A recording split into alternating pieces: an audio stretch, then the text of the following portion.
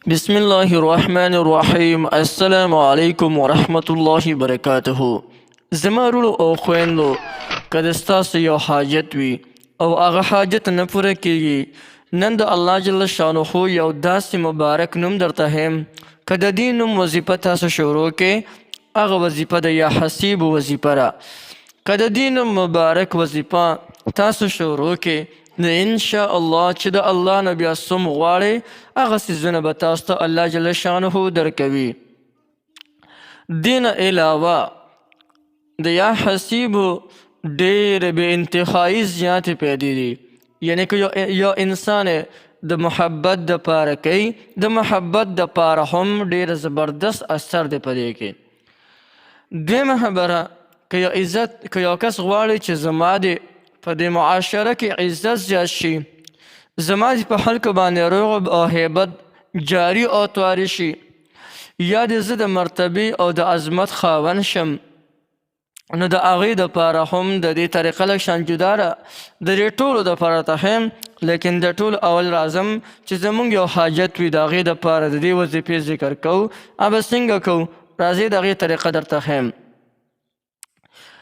کله چې د ستاسو یو ضرور حاجت راغلو، نو د هغې دپاره تاسو د یا حسیبو وظیفې ذکر ډېر کوئ.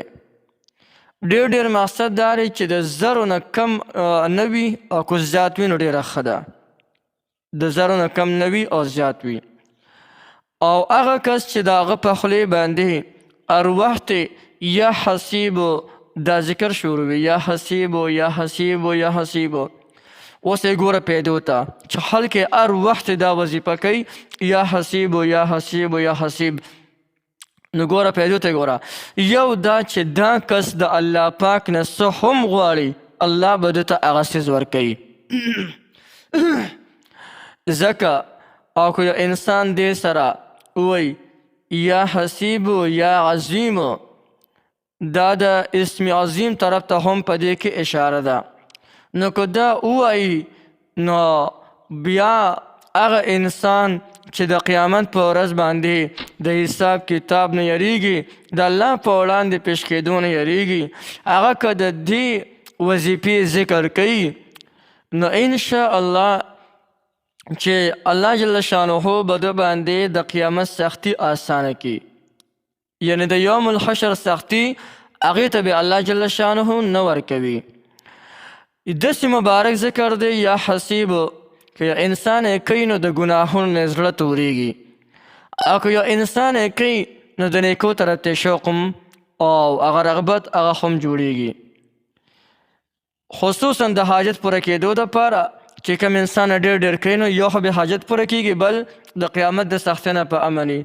درېیمه خبره، کوم انسان چې د نیمې شپې یا حسیبو د عقیقو په یو ګوتې باندې ولیکي، څوک ورته ګوتمه وایي، څوک ورته هر څه وایي، خو د عقیقو یادوم ښه، دا په هغې کې نقش کړي او بیا هغه په خپل یو ګوته کې واچوي، د هیلاس هر یو ګوته وي، او بیا روزانه د دې اسم مبارک ذکر کوي.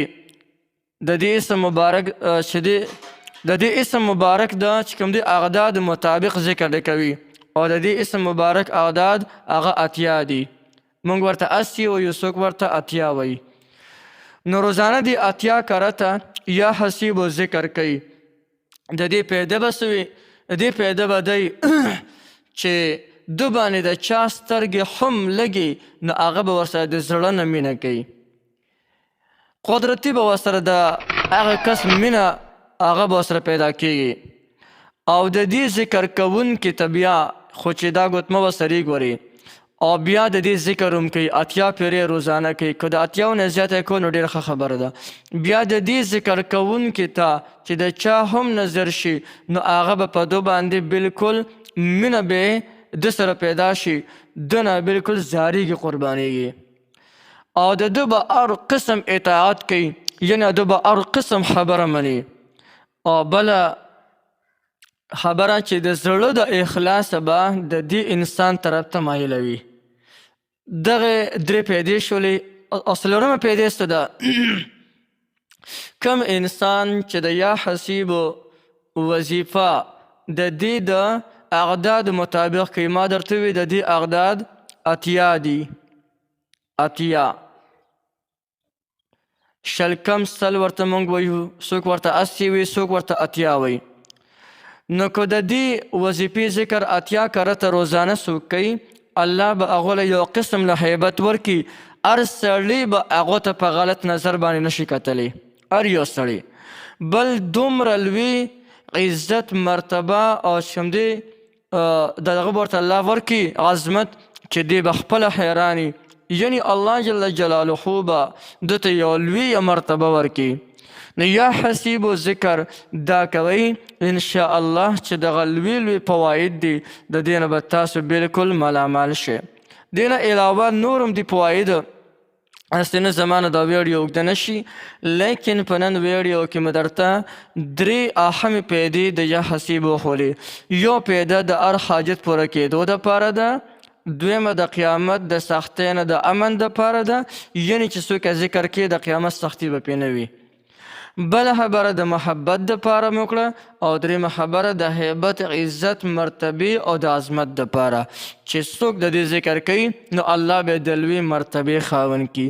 نو یو ډېره زبردسته وظیفه ده، هر سړی یې کولی شي او هر څوک د دې نه پیدا غشتلی شي.